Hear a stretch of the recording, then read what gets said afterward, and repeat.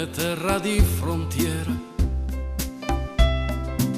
di artisti d'avanguardia all'Olimpia. Allo Monsieur Brassens si appoggia al pianoforte, il pubblico è in delirio musical.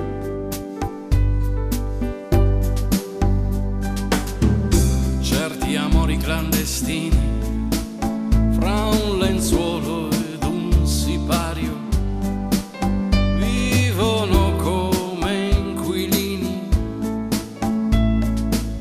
chiusi dentro un Van Gogh.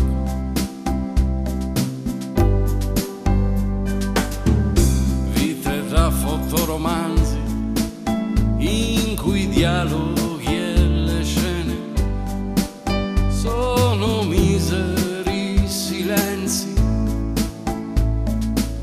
probabili catene.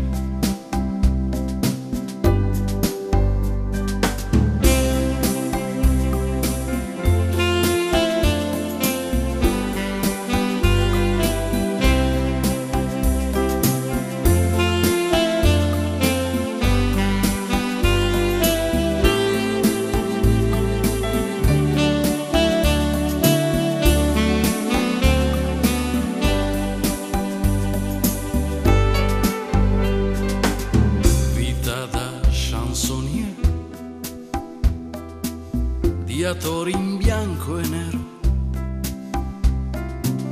di anarco-sognatori e di bohème.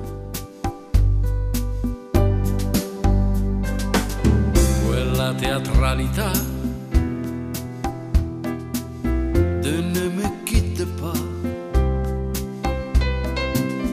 le lacrime sincere della Piaf.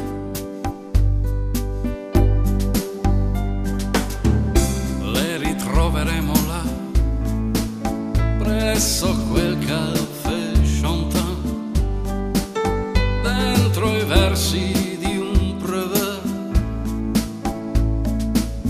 o sulla Tour Eiffel.